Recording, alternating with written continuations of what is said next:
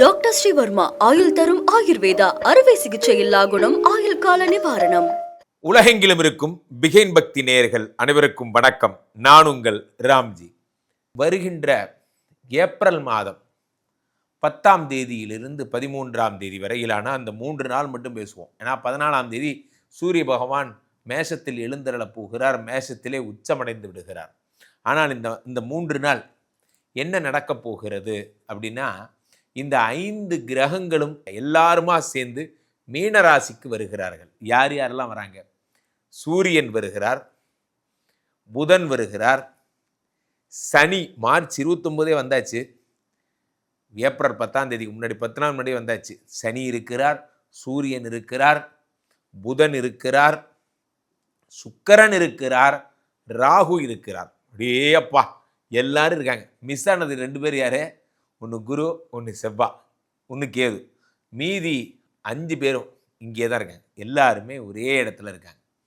So இவர்கள் இப்படி இருந்தால் என்ன நடக்கும்? யாருக்கெல்லாம் என்ன விதமான பலன்கள் கிடைக்கப் போகிறது? யாரெல்லாம் சக்கரவர்த்தி ஆகப் போகிறீர்கள் என்பதைத்தான் பார்க்க போகிறோம். பிகைன் பக்தி மட்டும்தான் இதை முதல் பதிவாக வெளியிடுவதில், முதல் குரலாக இதை மக்களிடையே எடுத்து செல்வதில் மிகுந்த பெருமை அடைகிறது. அந்த திருப்பணியை நான் மேற்கொள்கிறேன் என்பதில் தனிப்பட்ட கர்வமும் எனக்குண்டு. வகையில் நம்ம ஒவ்வொரு ராசிக்குமாக எப்படிங்கிறத பார்த்துருவோம். மிதுன ராசிக்காரர்களுக்கெல்லாம் என்ன நடக்கும்? உண்மையிலே சொல்கிறேன், இந்த சூப்பர் டூப்பர் ஹிட்டு யாருக்குன்னா உங்களுக்கு தான். மிதுன ராசிக்காரர்களுக்கு 10ஆம் வீட்டில் யார் இருக்காருன்னு பார்த்தீங்கன்னா, எல்லாம் வல்ல எம்பெருமான் சுக்கிர பகவானும், ராகுவும், சனியும், புதனும், சூரியனும், ஒரு ஊரே உட்காந்துருக்கு. இதில் 2ஆம் வீட்டில் செவ்வாய் வேறு அமர்ந்திருக்கிறார். இந்த பக்கம் என்னடான்னா உங்களுக்கு கேது பகவான் 4ஆம் வீட்டில் அமர்ந்திருக்கிறார். இத்தனை நல்ல விஷயங்கள். இங்கே என்னடான்னா உங்களுக்கு 12ஆம் வீட்டிலே குரு பகவான் அமர்ந்திருக்கிறார். இவர்களெல்லாம் சேர்ந்து உங்களுக்கு மாபெரும் யோகங்களை, அதிர்ஷ்டங்களை அள்ளித்தரப் போகிறார். மிதுனராசிக்காரர்களுக்கு 7 10 கூடையவன். 10ஆம் வீட்டிலே ஒரு கிரகம் 2 கிரகம்லாம் கிடையாது. ஊரில் இருக்கிற எல்லா கிரகமும் அங்கே தான் இருக்காங்க. ஸோ பல தொழில் வித்தகர்கள்னு சொல்லுவாங்க.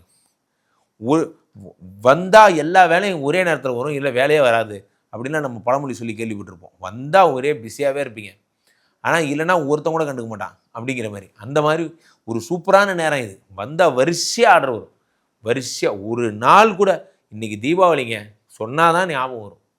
நான் இன்றைக்கி காலையில் என் பொண்ணை பார்த்து கேட்குறேன். நான் இன்றைக்கி காலையில் நடந்த சம்பவம் நான் கேட்குறேன். ஆமாம், நீ இன்றைக்கி ஸ்கூலுக்கு போவே இல்லை, ஏன் போவே இல்லை? அப்பா இன்றைக்கி சண்டேப்பா. ஓ சண்டேவா? அதே எனக்கு தெரிலப்பா.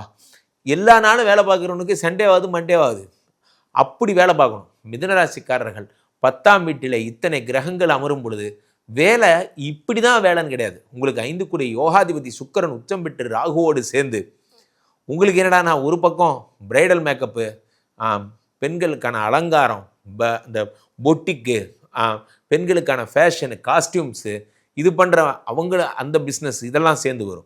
1 4 கூடிய புதன் வேற சேர்ந்திருப்பதால் அதற்கான வியாபாரம், இம்போர்ட்டு எக்ஸ்போர்ட்டு, இங்கேருந்து வெளிநாடுகளுக்கு அனுப்புதல், வெளிநாடுகளிலிருந்து இறக்குமதி செய்தல், போன்ற அந்த மாதிரியான விஷயங்கள் போன்றவைகள்லாம் ஏற்படும்.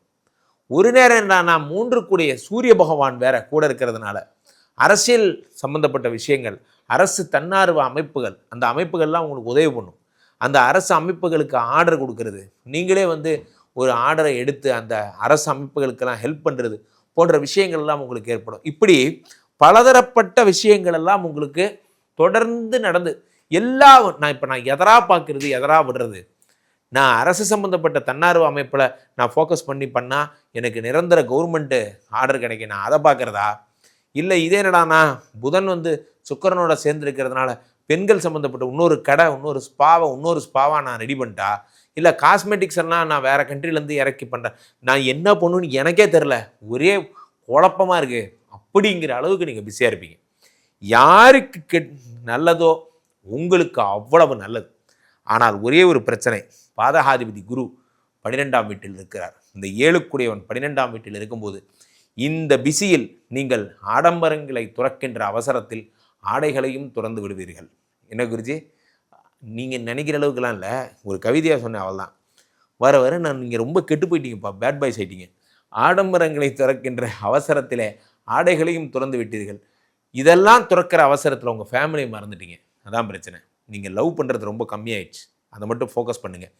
7 குடையவன் 12ஆம் வீட்டில் மறையும் பொழுது உங்கள் மனைவியோடு நீங்கள் மதிப்புக்குரிய நீங்கள் செலவிடும் மதிப்புக்குரிய நேரம் என்பது மிகவும் குறைவாகி எந்நேரமும் வேலை வேலை வேலை வேலை வேலை வேலை வேலை வேலை. என்னை கேட்டால் ஒரே பாலிசி தான் சொல்லுவேன். நீங்கள் ஜெயிக்கும் வரை எல்லாரும் சொல்லுவாங்க, மணி நான் இவ்வளோ மணி சம்பாதிச்சேன், இந்த பணத்தினால் கண்டது ஒன்றுமில்லை, பணம் ஒன்றும் பெரிய விஷயமே இல்லை, இந்த பணம் ஒன்றும் கிழிக்கவே இல்லை.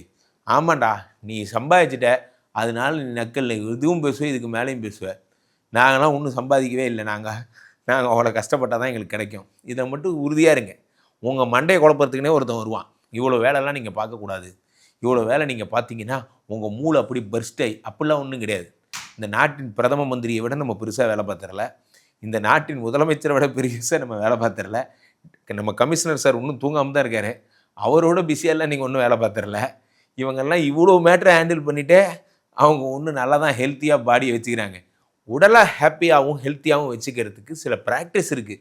ஜிம்முக்கு போகணும், வாக்கிங் போகணும், தண்ணி குடிக்கணும், சாப்பிட்ணும். இதை பண்ணால் போதும், உடம்பையே பார்த்துக்கும். இதை முதல்ல புரிஞ்சுங்க. நான் சொல்கிற ஒரு பாலிசி மட்டும் மனசில் வச்சுக்கிங்க. நீங்கள் பாட்டுக்கு வேலை பார்த்துட்டே இருங்க. உங்களுக்கு என்றைக்கு உடம்பு டயர்ட் ஆகுதோ, உடம்பு தனக்கு தேவையான தூக்கத்தை தானே எடுத்துக்கும், அதுவே தூங்கிக்கும். நீங்கள் ஒன்றும் புதுசாக ஒன்றும் பண்ண தேவையில்லை. நீங்கள் உடம்புக்கு தனியாக கூப்பிட்டுக்கிட்டு உடம்பு இங்கே வா உனக்கு இப்போ என்ன பிரச்சனைன்னு கேட்டிங்கன்னா, இங்கே பற்றி இந்த மூக்கு நுனி வலிக்குது, இந்த காது இந்த இடம் வலிக்குது, இந்த புருவம் வலிக்குது, ஒரு 4 பாயிண்ட் சொல்லும். அது நீங்கள் உடம்பை ரொம்பலாம் கேர்லாம் பண்ணாதீங்க. நீங்கள் பாட்டுக்கு வேலை பாருங்கள்.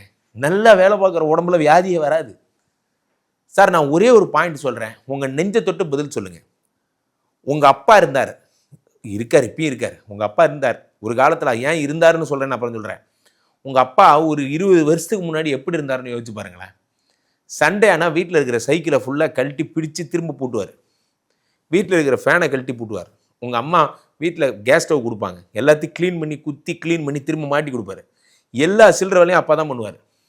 வெளியெல்லாம் கொடுக்க மாட்டார், அவரே தான் பண்ணுவார். எல்லா வேலையும் பண்ணுவார். உலகத்திலேயே அப்பாக்கள் தான் பசங்களுக்கு எடுப்பாங்க. அப்பா குடிப்பார், பையனுக்கு குடிப்பழக்கத்தை பழக்கி விடுவார். ஆனால் பசங்க அப்பாவுக்கு எடுத்த கதையை கேள்விப்பட்டிருக்கீங்களா? அது நம்ம தான். அமேசான் பிரைம் வந்தோன்னா உடனே நம்ம போட்டுவிட்டு படம் போட்டுவிட்டு, அப்பா உக்காருப்பா அப்படின்னு பாப்கார்னை கையில் கொடுத்து, நீ டிவி பாருப்பா, உக்காருப்பா, இந்த சோபா ரிக்ளைனர் சோபாப்பா, அப்படி உக்காந்தா அப்படியே சோகமாக இருக்கும்பா. நல்லா வேலை செஞ்சுட்டு இருந்த மனுஷன், அந்த மனுஷனை உட்கார வச்சு சினிமா பார்க்க விட்டு அவருக்கு பிபி சுகர்லேருந்து ஊரில் இருக்கிற எல்லா வியாதி வந்துருச்சு. இவர் டெய்லி 20 மாத்திரை திங்கிறாரு. இதுக்கு காரணம் யார் தெரியுமா? நம்ம தான். நல்லா வேலை பார்த்த வரைக்கும் 60 வயசு வரைக்கும் அந்த ஆள் கில்பட் மாதிரி இருந்தார். அவருக்கு நீங்கள் நல்லது பண்ணுறேன்னு கூப்பிட்டு வந்து படம் பார்க்க வச்சு கடைசியாக என்னாச்சு, பிபிலேருந்து சுகர்லேருந்து கிடைச்சா ஹார்ட் அட்டாக் வரைக்கும் வந்துருச்சு. எல்லாத்துக்கும் காரணம் என்ன? நம்ம தான். ஸோ மிதுன ராசிக்காரர்கள் மிகவும் யோகமான நேரம். கீழே போயிட்டு இருக்க இந்த 2 நம்பரை கூப்பிடுங்க. உங்களுடைய சொந்த ஜாதகத்தை புக் பண்ணி பார்த்து கொள்ளுங்கள். உலக புகழ் வாய்ந்த நமது ஸ்ரீமடத்திலே தினசரி நடக்கின்ற விஷ்ணுமாயா யாகங்களிலும் ஹோமங்களிலும் கலந்து கொள்ளுங்கள். உங்கள் ராசிக்கான ஹோமத்தை தனிப்பட்ட முறையில் செய்து கொள்ளுங்கள். வருகின்ற மார்ச் 29ஆம் தேதி நடக்கின்ற சனிப்பெயர்ச்சி மகா யாகத்தில் கலந்து கொள்ளுங்கள். அந்த ஹோமம், அந்த யாகம் எதற்காக, சனியினால் பாதிப்பு உண்டாக, உங்களுக்கு 10ல் வரார் சனி, நிச்சயம் நீங்கள்லாம் சனிக்கான யாகம் செய்து கொள்ள வேண்டும். நீங்கள் அதை அணுகி அதற்கான பொருட்செலவை, அதுக்கான ஸ்பான்சர்ஷிப்பை ஏற்றுக்கொண்டு அந்த மகா யாகத்தை வெற்றி பெற செய்யுங்கள். நமது பிகைன் பக்திலாம் அதுக்கு டிஜிட்டல் பார்ட்னராக வருகிறார்கள். மீண்டும் ஒரு நல்ல பதிவில் சந்திப்போம். நன்றி, வணக்கம்.